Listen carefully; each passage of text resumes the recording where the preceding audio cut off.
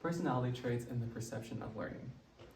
As the field of education continues to evolve, the way classrooms, coursework, and curriculum are designed need to match the pace. As educators continue to search for models that are most effective at creating a beneficial learning environment, students are also simultaneously searching for the best fit for them. One way that both educators and students have approached learning is through the concept of learning styles. Learning styles are evident when people say, "Oh, I'm a visual learner," or "I prefer hands-on learning." And while learning styles are prevalent in modern education, they're actually an inaccurate representation of the way learning takes place. Learning styles are grounded in the theory of modular learning, which states that the way you process information is through different sections of your brain.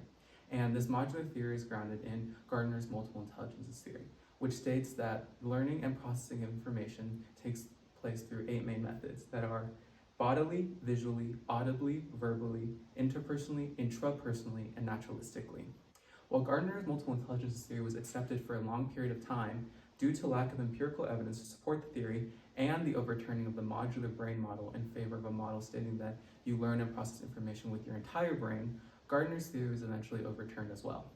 Moreover, Gardner himself even came out and said that his learning theory had been incorrectly conflated with learning style.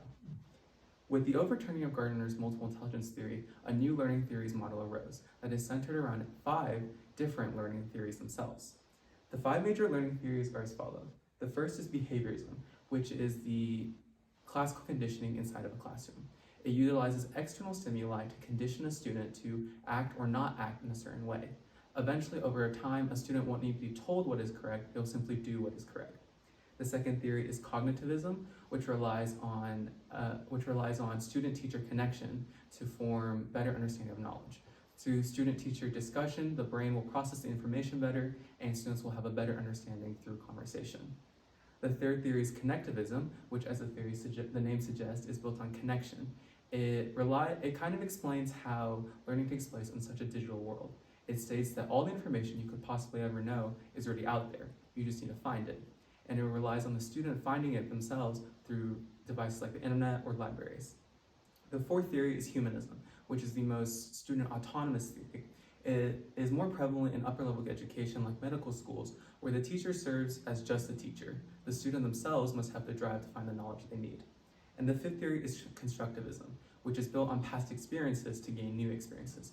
It's like working in a lab and getting a procedure, doing the procedure, and then designing your own lab in the future based off the experience you gained from this lab. Of these 5 different learning theories, behaviorism is the most common in high school classrooms, since it allows for the most teacher control in environments where teachers should still be the ones in control of the classroom. Behaviorist learning model is built on positive and negative reinforcement to condition students into acting a certain way. The most obvious form is through punishments or rewards for incorrect or correct behaviors, but it can also come in the form of external stimuli, such as GPA boosts for taking AP classes, extra credit for assignments, causing students to want to do the assignment to gain the extra credit and extra knowledge through that process, or a loss of certain privileges due to bad behavior. As educators try to create a more unified educational system beneficial to all students, they must first find a tool to quantify how student behavior is measured. According to the European Journal of Personality, personality provides the most accurate representation of relatively stable behavioral tendencies of students. Of the different types of personality tests, the Big 5 or Ocean Traits test is the most statistically accurate. And according to Ethan Zell, an associate professor of social psychology at the University of Northern Carolina, they discovered a robust relationship between the Ocean personality traits and performance, which in the paper was defined as controlled behaviors or actions by the students. The Big 5 personality traits are first, agreeableness, which is a measure of the individual's relative rates of altruism, trust, and compliance. Openness to experience, which is a measure of how willing a student is to try something new. Neuroticism, which is a measure of anxiety, self-consciousness, and vulnerability. Conscientiousness, which is an individual's dutifulness, self-discipline, and competence. And extroversion, which is a measure of warmth, gregariness, and confidence. The current research investigating the relationship between personality traits and learning is very limited. In a 2012 Taiwanese study, they investigated the relationship between the Myers-Briggs type indicator personality traits and how students learn languages. While it delivered inconclusive results, there were 2 major confounding variables in the study. The first being that they use the Myers-Briggs type indicator, which is a statistically less accurate test, and they only investigated learning languages, not the modern learning theories that are present in today's classrooms. This led me to my gap of the lack of investigation of modern learning models inside of a high school environment. While the modern learning models are studied, they're extensively studied in college and upper level education, not high school classes. And since behaviorist model is the most common in high school classrooms, this led me to my question of what is the connection between the big 5 traits and behaviorism, reception to behaviorism in the classroom? Essentially, how do personality traits affect how a student perceives the way they're learning? To investigate this connection, I needed to implement 2 different surveys. The first survey was a Big 5 or Ocean Traits test. It was a short Big 5 test that was roughly 10 questions and pulled from the Individual Differences Research Lab. The test was shorter due to time constraints since the larger, more well-known Big 5 traits tests are roughly 150 to 120 questions long, and I did not have time to have all participants do this. However, the IDR SB5 test still retains about 70% of its validity and is still based on the work conducted by Paul Costa and Robert McRae. And when students would take the survey, they would be returned with a percentage of how they scored along each trait. The second survey was a self-constructed behaviorism receptiveness survey. I had to construct the second survey due to the lack of availability of an actual behaviorist learning models survey. It is a Likert type scale with each question being modeled after a different tenet of the behaviorist learning model. And students had to have taken the first survey to take the second survey. Here is an example of a question on the second survey. So it gives you a situation, and this one it's giving participation grades is the best way to encourage student participation, and the participants would rank how much they agreed with the statement on 1 to 5, with 1 being completely disagree, 2 being somewhat disagree, 3 being neutral, 4 being somewhat agree, and 5 being completely agree. Once the student had taken the survey, their score would be summed together. On these 7 questions, the maximum score you get was a 35. And while you did get a quantitative value of your score, there's also categorical variables that could be determined. Scores from 0 to 11 would show low reception, from 12 to 23 would be moderate reception, and then 24 to 35 indicated high reception. Both of the surveys were distributed during a weekly high school assembly, where roughly 90% of the students were present and could take it online on their own time. The results from survey 1 are summarized in histograms. On the histogram for the openness proportions, it was a moderate skew left, with the largest binge scoring between 60% and 80%. On the conscientiousness, there was a larger skew left, with again a large proportion of students scoring in between 60 and 80%. On extroversion, there was a moderate skew right, with the largest proportion being 20 and 40%. On the agreeableness, there was back to a moderate skew left, with 60 to 80% being the largest proportion again.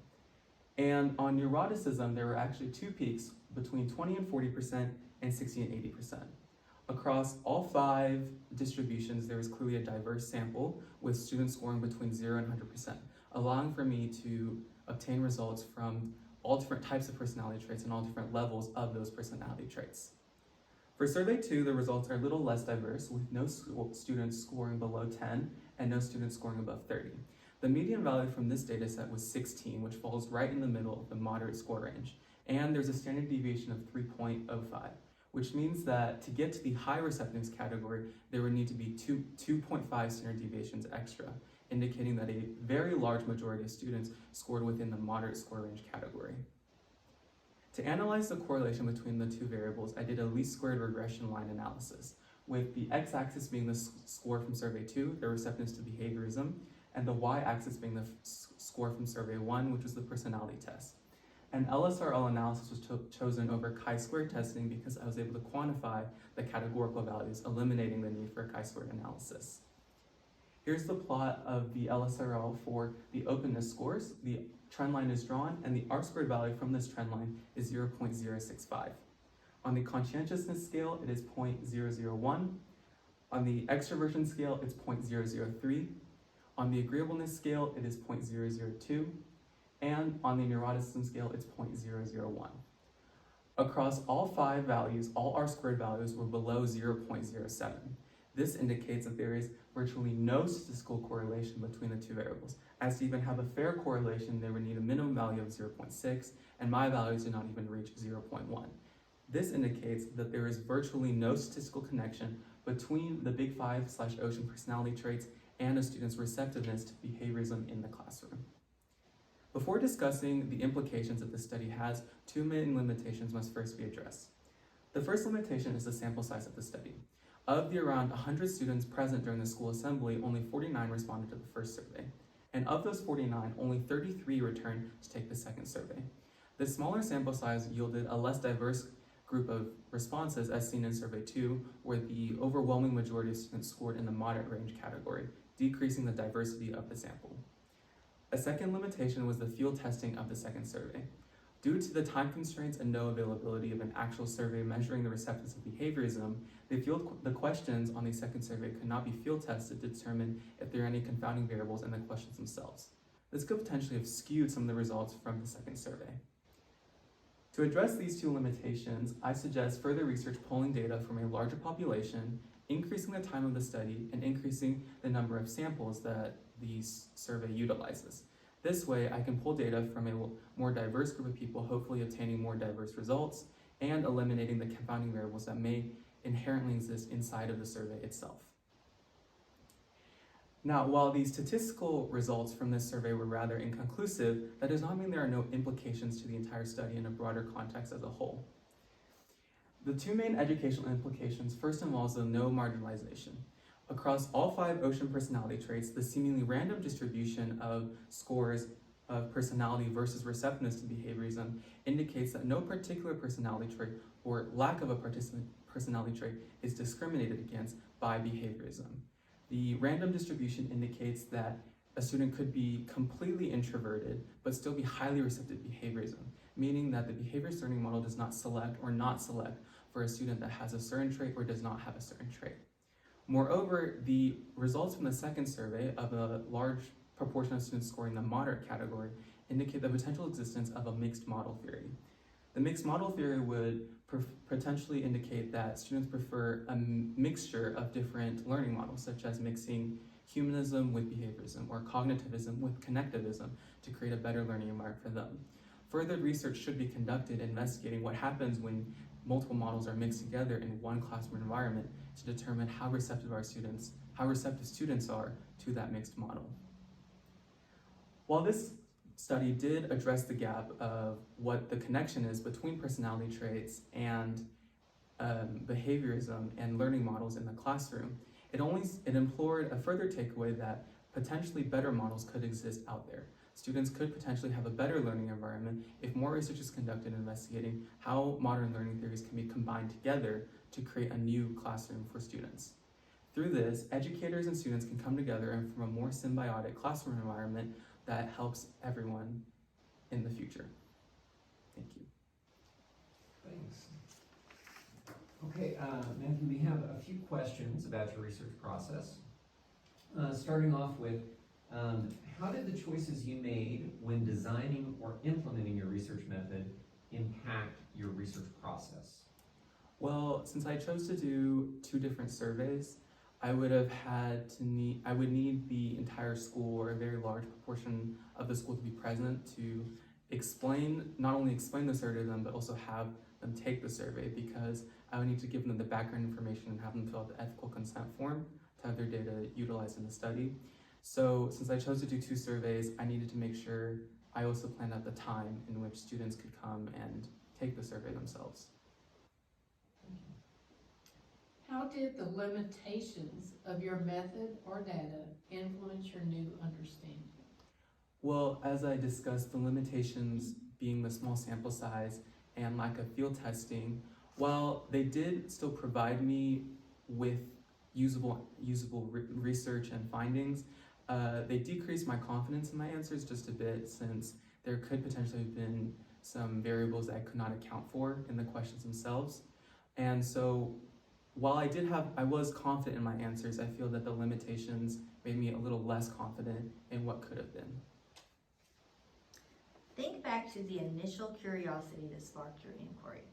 What other curiosities do you have, and how has this process prepared you to explore them? Well, when I was first researching this project, I was initially geared towards focusing on performance and how performance can be affected based on different environments. And as I moved into more personality traits and learning models, I think I would still like to go back and visit the idea of how learning models themselves affect performance. So if if a teacher uses classical conditioning, how does this affect how a student does on a test? Or if a teacher relies heavily on the internet through connectivism, how do the students overall perform here? So I think if I were to continue this research, I would also like to go back and investigate how the different models affect student performance. Terrific.